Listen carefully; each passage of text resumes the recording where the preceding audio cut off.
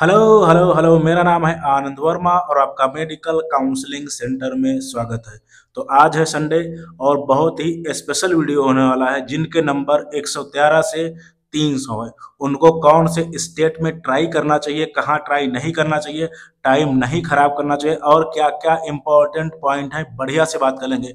Video हो सकता है थोड़ा लंबा हो, लेकिन आपका बहुत ज़्यादा फायदा होने वाला है। और अगर आप ऐसा कर ले गए देन आपको बहुत ज़्यादा चांसेस हैं कि आपको बिल्कुल कॉलेज मिल जाए। आपको पता ही होगा कि अगर आपके नंबर 113, 114, 118, 150, 200, 250 हैं, आपको बहुत ज़्यादा मुश्किलें आती हैं। तो बात करेंगे कौन कौन से स्टेट में आपको ट्राई करना है, कौन कौन से स्टेट में ट्राई नहीं करना है, बढ़िया से बात करेंगे। आ जाओ, सबसे पहले बात कर लेते हैं। इसमें मैं बहुत सी चीज़ें ऐड करूंगा, ध्यान रखना, ठीक है। तो सबसे पहले बात कर लेते हैं कि किन स्टेट में आपको ट्राई नहीं करना है। तो अगर आपके नंबर 113 से 300 हैं देन आपको केरला में ट्राई नहीं करना है, टाइम वेस्ट है आपका।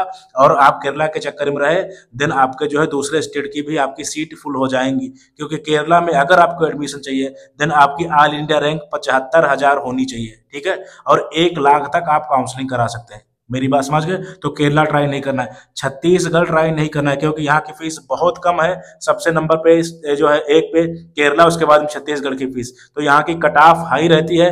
देन बिल्कुल भी आपको छत्तीसगढ़ के लिए ट्राई नहीं करना है, राजस्थान के लिए भी आपको ट्राई नहीं करना है और हरियाणा के लिए भी ट्राई नहीं करना है। क्यों? क्योंकि ये फुल्ली ओपन स्टेट नहीं है। यहाँ पे सिर्फ और सिर्फ ओपन स्टेट की बात हो रही है। ओपन स्टेट का मतलब ये होता है कि कहीं से भी आप उठ के एडमिशन किसी भी स्टेट में ले सकते हो, ठीक है। 100% ओपन का मतलब होता है 100%, जैसे 100 सीटें हैं, 100 भी आपकी ओपन है, कोई भी 100 सीट में एडमिशन ले सकता है। लेकिन जो साउथ इंडिया के स्टेट हैं या कुछ ऐसे स्टेट है जहाँ पे 100% ओपन नहीं है, कोई 15% ओपन है, कोई 40% ओपन है, कोई 50% ओपन है, ठीक है। तो मैं बात कर रहा हूँ, फिर से मैं रिपीट कर दे रहा हूँ, आपको केरला में ट्राई नहीं करना चाहिए, मैं रीजन बता चुका हूँ। राजस्थान में भी ट्राई नहीं करना चाहिए और हरियाणा में भी ट्राई नहीं करना चाहिए, क्योंकि ये पार्शियली ओपन है।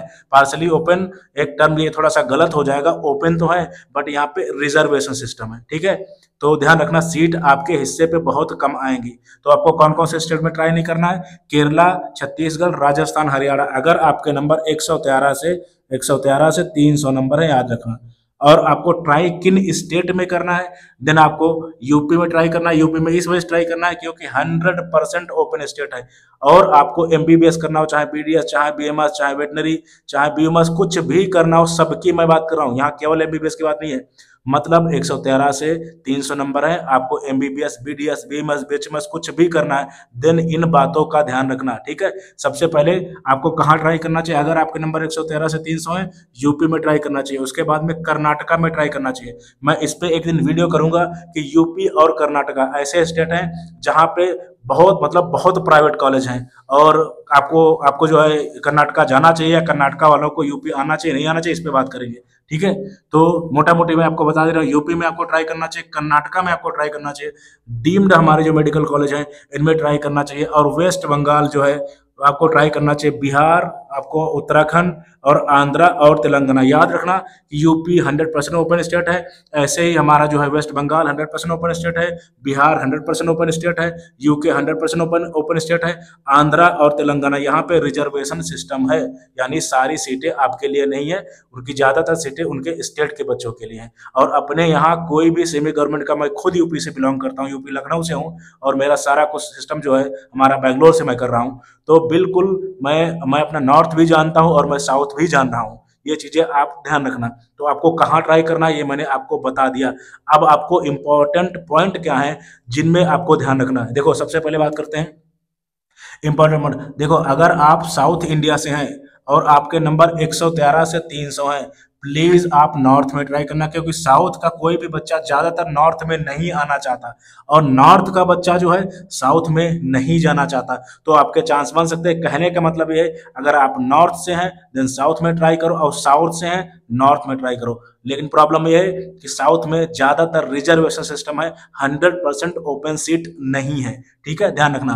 तो ये मैंने आपको पॉइंट में। दूसरी बात में बजट, अगर आप सोच रहे हो कि मेरा जो है 113 नंबर से 300, आपका बजट आप सोच रहे हो कि 60 लाख में हो जाएगा, 70 लाख रुपए में हो जाएगा, 80 लाख रुपए में हो जाएगा, बहुत बड़ी भूल है। आपको इस रेंज में कॉलेज ही मिल जाए, यही बड़ी बात है। आपको बजट रखना पड़ेगा, मैं आपको सीधा सीधा बोल रहा हूँ, आपको बजट रखना पड़ेगा कम से कम 80 लाख रुपए से लेके 1.5 करोड़ तक आपको बजट रखना पड़ेगा। इस रेंज में कोई भी कॉलेज मिल सकता है, याद रखना। आपका मैं सीधा बोला, ये नहीं कि 80 मेरा लिमिट है, इससे ऊपर नहीं जाएगा भाई आपको कॉलेज नहीं मिलेगा। ठीक है, ये चीजें याद रखना। ठीक है, तो बजट लिमिट आपकी नहीं होनी चाहिए, आपको मैक्सिमम बजट के लिए तैयार रहना चाहिए, जैसे 1.5 CR, याद रखना। ठीक है, और जो है ज्यादातर 90% आपको 1 CR के आसपास जाना पड़ेगा, याद रखना। और आपको बजट और भी एक्स्ट्रा, यानी मैक्सिमम बजट लगभग 1.5 CR का है, तो बिल्कुल इतना आपको ट्राई रखना है, अपनी इतना आपके पास होना चाहिए। और ध्यान रखना, फ्रॉड इस मार्क्स रेंज में बहुत ज्यादा फ्रॉड होते हैं। रीजन, क्योंकि बच्चा जो है बहुत पैनिक होता है, उसको लगता है यहाँ नहीं हो पाएगा, वहां नहीं हो पाएगा, तो बहुत लोग कहते हैं कि 100% कॉलेज दिला देंगे, काउंसलिंग की आपको कोई जरूरत नहीं है, मेरा जो ये टीचर जानने वाला है, मेरा वहां पे जुगाड़ है, मैं सीधा जाऊंगा, आपका पैसा जमा कर दूंगा और आपको सीट मिल जाएगी। नहीं होता, फ्रॉड है, पैसा कहाँ जाएगा। डायरेक्ट एडमिशन अब नहीं होते, सारा कुछ ऑनलाइन काउंसलिंग से होता है, ऑनलाइन काउंसलिंग हो रही, ऑफलाइन एडमिशन नहीं होते। अगर 4 सीटें बच गई, दिन 4 के लिए उनको स्पेशल राउंड करना पड़ेगा, अपने आप सीट्स नहीं भर सकते। बहुत ज्यादा ध्यान रखना, आपसे बोला जाएगा कि 100% कॉलेज मिल जाएगा, ध्यान रखना, फ्रॉड आपके साथ बहुत ज्यादा हो सकता है। और ये बातें बहुत बहुत ज्यादा ध्यान रखना, मैं सीधा और साफ बोल रहा हूँ, इतना आपको कोई नहीं बताएगा। आप नंबर बोलोगे कि 150 मेरा नंबर, हाँ बस हो जाएगा हो जाएगा हो जाएगा, ऐसा नहीं होता। आपको ये स्टेट वो स्टेट वो स्टेट कराते कराते आप पागल हो जाओगे। ठीक है, तो बिल्कुल ध्यान रखना इन चीजों का कि फ्रॉड होने के चांस आपके साथ ज्यादा है। और वेट वेट आपको नहीं करना है। देखो, अगर आपको काउंसलिंग करानी है देन आपको वेट नहीं करना है। और मैं एक बात यहाँ पे इंक्लूड कर दे रहा हूँ, प्लीज अपने आप काउंसलिंग मत करना। जिनके नंबर 113 से 300 है, अपने आप काउंसलिंग मत करना, बहुत बुरा फंसोगे, क्योंकि आपका बजट जो है 1.5 करोड़ तक होने वाला है और बहुत ज्यादा बजट है।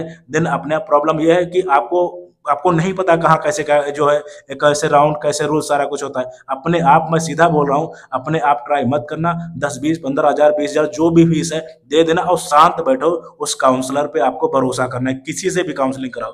ठीक है, तो वेट नहीं करना कि हाँ जो है फर्स्ट राउंड में मैंने ट्राई किया, सेकेंड राउंड में मैंने ट्राई किया, नहीं मिला, उसके बाद में आप काउंसलर के पास जा रहे हो और रोते हुए, तो लास्ट में काउंसलर के पास भी ऑप्शन कम बचते हैं इस मार्क्स वाले को, याद रखना। तो आपको काउंसलिंग पहले से ही हायर करनी है, फिर वो डिसाइड करेगा किस राउंड में आपको एंट्री करानी है, कौन से स्टेट में एंट्री करानी है, उस स्टेट्स के क्या रूल्स हैं, कैसा क्या है, वो सब वो बताएगा आपको। ठीक है, ध्यान रखना।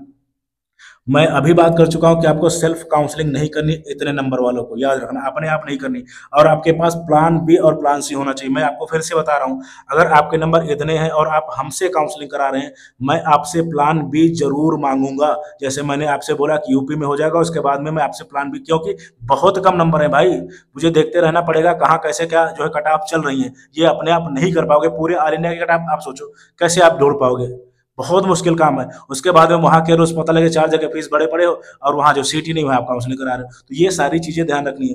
तो प्लीज आपको, अगर आप हमसे काउंसलिंग करा रहे हैं देन आपको प्लान ए तो मैं दूंगा ही दूंगा, ठीक है, लेकिन प्लान बी और प्लान सी भी मैं आपसे मांगूंगा, याद रखना। ठीक है, और इसमें आपको जो है इसमें आपको जो है हो सकता है सिक्योरिटी मनी 2-3 जगह भरनी पड़े, ये भी याद रखना।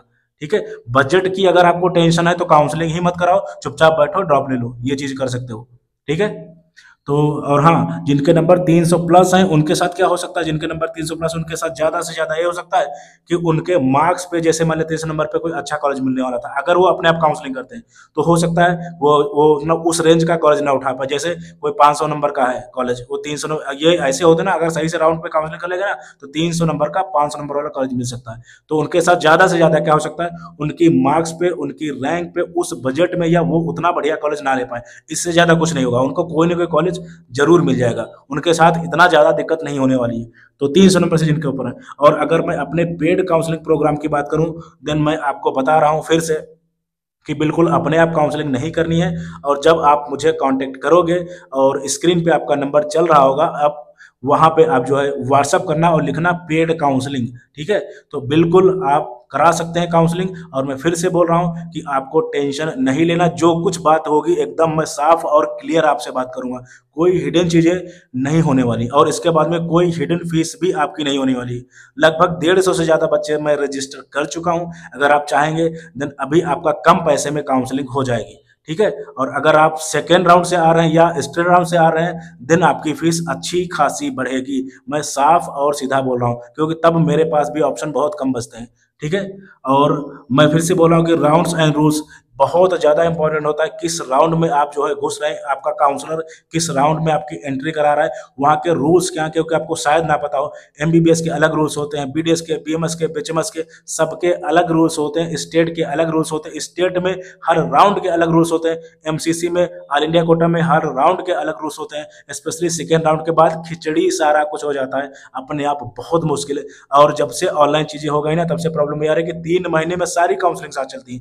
एमबीबीएस साथ चलेगा, BDS, BMS, BHMS, veterinary, government, private college, सब 3 महीने में काउंसलिंग चलती है। तो इस वजह से बहुत खिचड़ी हो जाती है।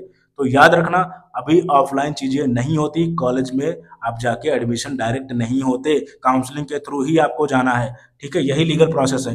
तो मैंने आपको सारी बातें बता दी, प्लीज इन बातों का ध्यान रखना और बिल्कुल सही से काउंसलिंग कर पाओगे अगर इन बातों का ध्यान रखोगे आप। So thank you very much, thank you. और हाँ, मैं आपको नंबर भी दे रहा हूँ, क्योंकि हो सकता है बहुत लोग नंबर नंबर के लिए बोलते हैं।